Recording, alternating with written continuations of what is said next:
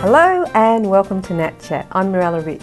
Today our guest is Janette Murray-Wakelin, who's married to Alan Murray, who they ran around Australia for 366 days, and they did one marathon a day. Welcome to the program, Janette. Thank you. And also I meant to say as well, you've also conquered cancer, but your husband couldn't be here today, but you've done amazing things all on a raw vegan diet. Yes, that's right. Low-fat raw vegan. Yes, exactly. Yeah. And can you tell us a little bit about, first of all, how you conquered cancer? Well, I had a diagnosis of cancer about almost 14 years ago now. Yeah. And at the time they gave me 6 months to live. Wow. And so I decided at that very moment that that wasn't enough. And there's many reasons, obviously, for that. But of course, yeah. I just tried to find out what I could at the time that would make a difference to that prognosis. And what sort of things did you do to conquer Well, first of all, I looked at what I could do for myself, because it didn't make sense to me to, just go along with the prognosis. I wanted to try and change that. Yeah. So I looked at what I could do in the way of what I was eating, how my lifestyle was going, what I was doing, the choices I was making, and how I could change everything to 100% positive and the best I could do for me. In every avenue? In every avenue. And with those choices, I did change that prognosis. So within that 6 months that I was given to basically die, everything was turned around, and I had no longer had cancer. And from that point on, my husband and I decided that we would continue in that direction, because clearly that was the most healthy thing for us. And over the years we found that it was also a healthy thing for others and the planet as well. Well, and did you pray as well while you went to really get help and inspiration to conquer this cancer? Oh, that was the first thing I did. Yeah, absolutely. And also I used a lot of visualization. Yeah. But the main thing was to go within. Yeah. I really needed to find who I was and what I meant to me. And I think that's the crucial thing for most people, to be able to take control of their own health and their own lives and make the decisions for themselves that are going to make the difference. They're going to make the difference. Yeah. And how did you find the raw vegan diet? How did you come across it along the way? Well, it made sense. I was already vegan and had been vegetarian and vegan for pretty much most of my life. And that happened very early on when I was very small, and I literally couldn't chew the meat. Yeah. And so my mother said, so long as you eat your fruit and vegetables, you'll be getting the nutrients you need. And I never really thought about it. Good mum, yeah. But that made sense, and it certainly made sense to her. And she wasn't telling me, yes, it's okay to be vegetarian. She was just saying that she wanted to make sure I got nutrients. You ate that, yeah. And from then on, that's the direction I went. It wasn't until a little later on that I realised, having a great love for animals, that I wouldn't want to eat them, or be a part of what may mean that they're going to be killed or harmed in any way. So a lot of the decisions, the lifestyle decisions that I've made, that not only have made a difference to my health, has also obviously made a difference to the health of all living beings and the planet. Because, for instance, some of those decisions to do with not using any kind of chemicals or that type of thing, that is obviously clearly not good for our health, but it's also not good for the planet and for other living beings. And did you start the raw vegan diet, the low-fat raw vegan diet, when you had the cancer, or was it before that? No, went into 100% raw vegan diet, so not cooking any of the food, to make sure that I could get 100% nutrients from the food. Yeah. Because I wanted that 100% result for my body. So I figured if I was going to be helping my body to get healthy, I needed to give it 100%. Yeah. And that was the initial reason for not cooking the foods, for it to be raw, and then starting to research the different nutrients that you can get from different foods. Then clearly it became very obvious to me that fruits and vegetables was where I was going to get 100% nutrients. That was going to make a difference. And did you stay 100% on that as soon as you discovered it, or did you have waivers going back and forth? A little bit, probably about during that first 6 months, I was pretty much juicing all the time, because I also, I also realised that if the body was going to be using a lot of the energy to digest food, then it would be better to have it as juice, so that that energy was preserved for rejuvenating the body and changing things. So I was pretty much juicing just vegetables mostly during that time, and then during the next 3 or so months, there was the odd time when I might eat something vegan just because it was there, or not for any real reason, but I always felt like, oh, that didn't do it for me. Whereas when I was eating the 100% raw food, I could feel the energy, the more energy, and I could feel I was getting better, and the results that I was getting from tests were proving that. So speaking for themselves. Yeah. Wow, that's beautiful. And did someone tell you about the raw vegan diet, or did you just do your own research? Yeah, I did my own research. I mean, at that time, 14 years ago, there wasn't a lot of, there was no social networking, or there wasn't a lot on YouTube, anything like that. Yeah. But, I just started to look up books. I mean, there's people that have been talking about having a raw vegan or raw living lifestyle and eating that foods for health for many, many years. You can go back almost centuries. So the information's there. Yeah. The impetus is wanting to find out for yourself. And many viewers may ask this question. Since you're cured now, you did your raw vegan diet, you're cured of the cancer, clean bill of health, why would you still be doing it when you're okay now? Have a holiday, have a rest from it. Why would you stop doing something that works? Yeah. And that's the way I feel. It works so well. It was so obvious that that's what makes you healthy, by making healthy choices, that if I wanted to continue living in a healthy way, in a state of optimum health, then that's what I would keep doing. But I also have found over that time that it's so much easier. So a lot of people might think, oh, that's really difficult, but in actual fact, it's very easy and very simple way to live. And the body really responds to it in a way that makes you more healthy and more energetic, and therefore it's easier. All right, well, we'll have to go to a break now. Yeah. You're watching Nat Chat. We'll be back very shortly.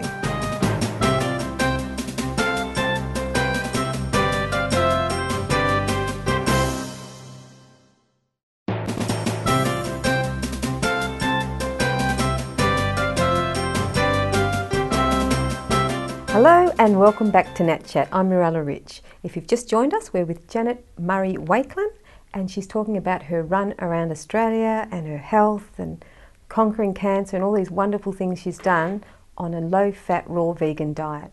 Welcome back to the program, Janette. Thank you.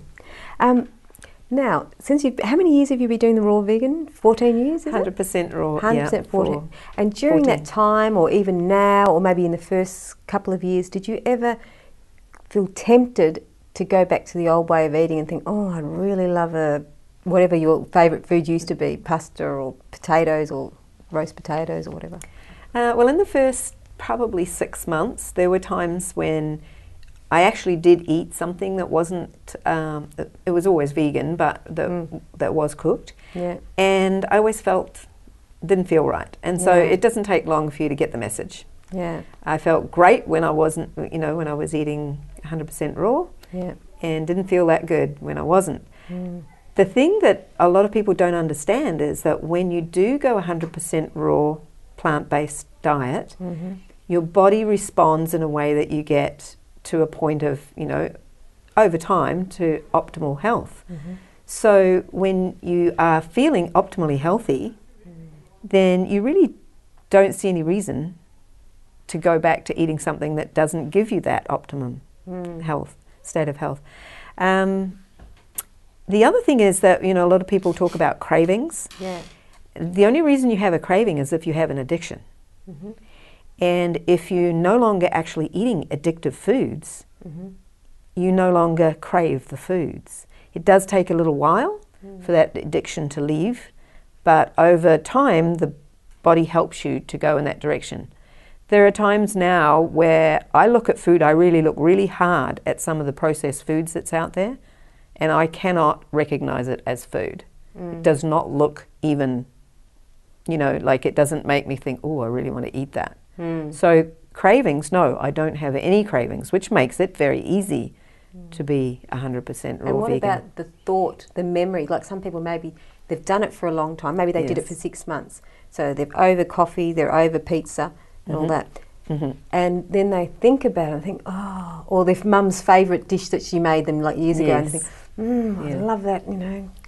Pasta with pesto, oh, memories, like that sort of thing. And it's just the memory, it's not the craving anymore, because they're actually clean their body out for the 6 months.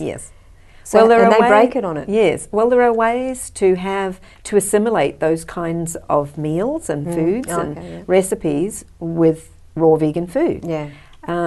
You can have anything from very simple foods, like just literally eating an apple, to turning that into an incredible apple pie. That is still raw, therefore it's not been denatured and it still has all its nutrients and is absolutely delicious. So there is such a thing as raw vegan cuisine that is gourmet, and you can, you know, there's restaurants that serve it, and you can certainly do that at home if you wish.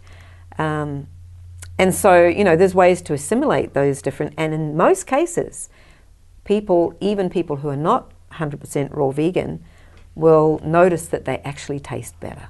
And so they, you know, they enjoy it more. So just, you know, going through those transitional time for a lot of people. You know, it's not that easy to change, go 100% raw plant-based. So a lot of people like to transition, and in doing so you can, you know, try these different recipes, try out different things. But what I have found in my experience is that the cravings disappear completely.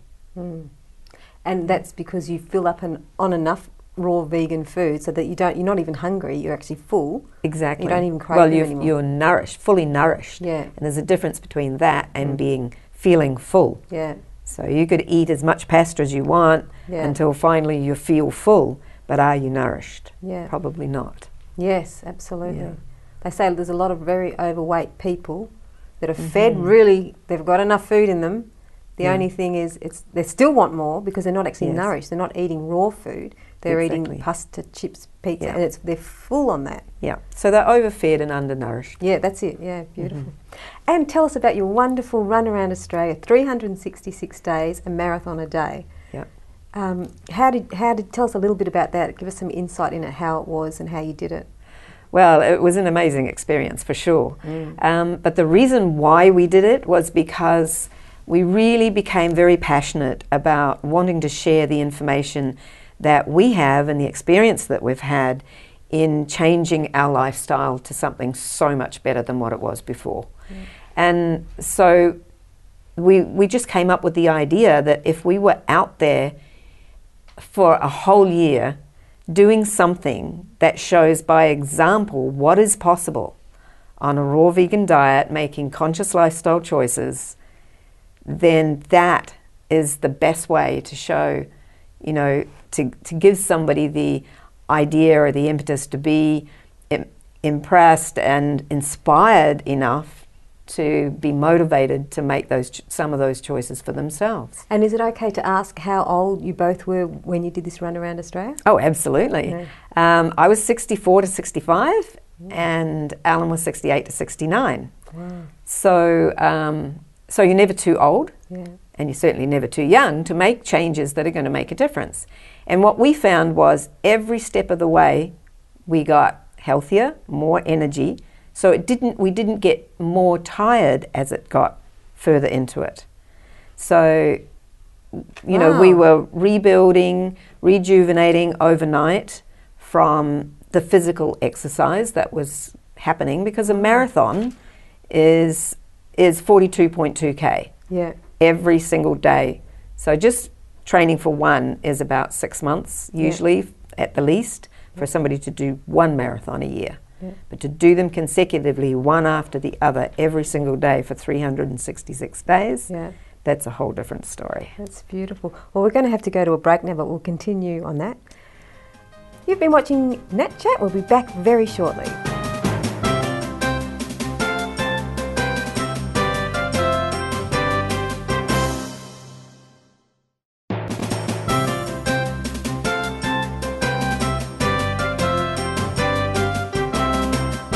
Hello and welcome back to Nat Chat. I'm Mirella Rich and we're here with Janette Murray-Wakelin, and she's talking about her run around Australia in 366 days, doing a marathon a day with her husband, Alan, and we're talking also about how she's conquered cancer and lots of wonderful things about being a raw vegan on a low-fat raw vegan diet. Welcome back to the program. Thank you. And so on this run around, how did you feel after each run? Like how long did each run take? Well, every day was different because we had different things happening each day, and the terrain was different and the weather conditions were different. But overall, we averaged around 6.5 hours running time. Wow. And the reason for that, what we consider to be a slow marathon, is because we were doing them consecutively 366. Yeah. So we wanted to be able to finish the whole run from beginning to end. And to do that, we had to make sure that was kept at a relatively slower pace. Yeah. Well, that's good. So you paced yourself a bit. And you didn't have to do it. Did you have to do it in a certain amount of time? Well, we started every day. We got up at 4 o'clock every day in the morning, and we were on the road by 5. Mm-hmm. And that was basically, we wanted to get going early because of the temperature. Mm-hmm. So to try and be there on the coolest time of the day, because at some places we were in very, very hot temperatures. Mm. And for that 6 hours running time, we would go probably about 15k for the first lot, when our support crew would catch us up, give us some bananas or oranges or whatever we needed, and we would carry on, just like you do in a normal marathon, competitive marathon, where you stop for a break to have some drink or whatever, depending on the situation of the day. And because we were running consecutive marathons, we did need to eat a little more than what you would normally do in one competitive marathon. So sometimes it would take longer. We also had other interruptions. And sometimes we were doing interviews, so we would have to go into a studio like we are now, go and do that, and then go back on. That didn't happen very often because we didn't really want to break up the running time. Yeah. So when we could do it, we did our interviews while running.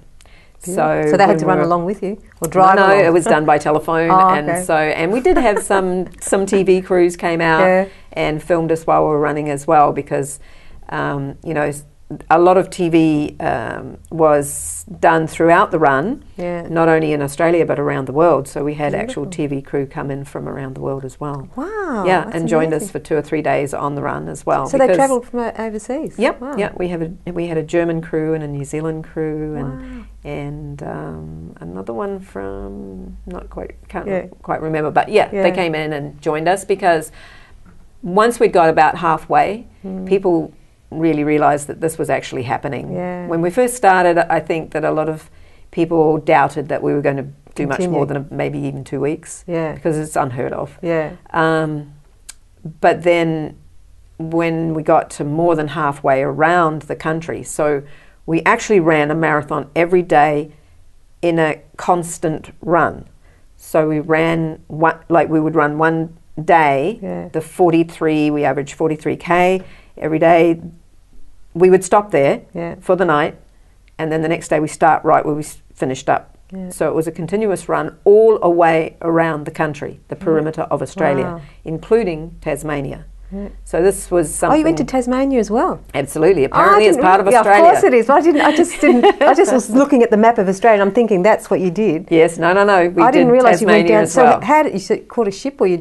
Yes. Well, we ran to the ferry. Yeah. We took the overnight ferry because we'd finished that day's marathon. Yeah. And in the morning we ran off the ferry, and we did the same coming back. Oh, that's so magical! So it was a continuous run around the whole of the country. Oh. And that way, we managed to do something that had never been done before. Yeah, and it was 366 days every day. Yes, because we did that extra marathon to actually break a record. So 365 consecutive marathons was the world record.